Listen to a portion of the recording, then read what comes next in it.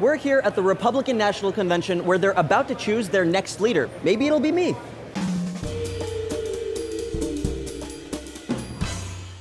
Hello, devotees. Jules here for D News. Some are born great, some achieve greatness, and some have greatness thrust upon them. When you think of a great leader, what qualities come to mind? In America, we tend to think of people who are charismatic or eloquent as strong leaders. Even Donald Trump is called a great leader as someone who isn't afraid to say what he thinks.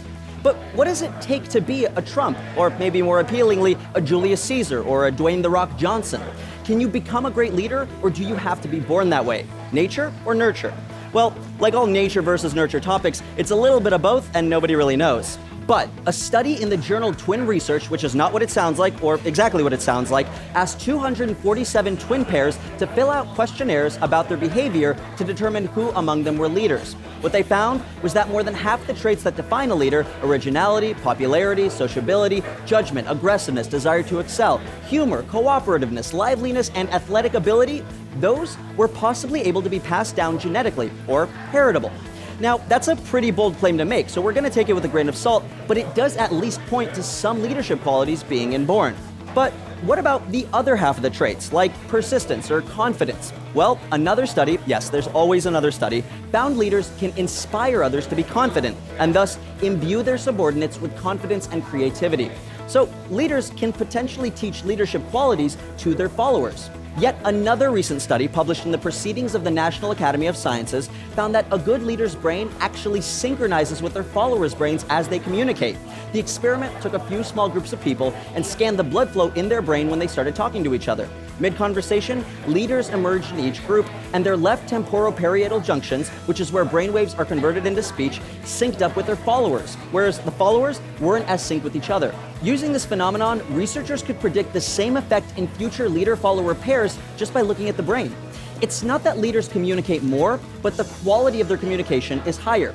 As the researchers said, leaders emerge because they're able to say the right things at the right time. But there's one big caveat. When we talk about these qualities, we're talking about studies that are almost exclusively based on Americans. Yeah.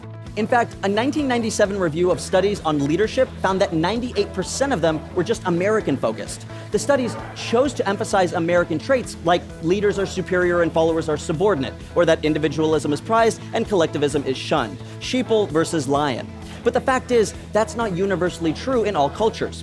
The Essentials of Psychology states that the best leaders simply understand the dynamic between leaders and group members, whatever they may be, collective or individual, hands-on or hands-off, authoritarian or egalitarian. This is supported by the 1995 book Emotional Intelligence, which refers to the idea that true leaders have the capacity to be aware of, control, and express their emotions, and to handle interpersonal relationships judiciously and empathetically.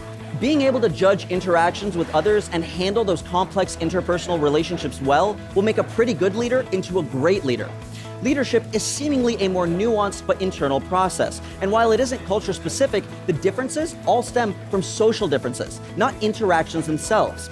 Basically, if you're a great leader, then it's because you get people, and also it's because you've synced their brain with theirs, which is a little creepy to be honest. Stay out of my brain. So, who makes a better leader, men or women? You can find out by watching this video. Less than half of countries worldwide have had a female leader in the last 50 years.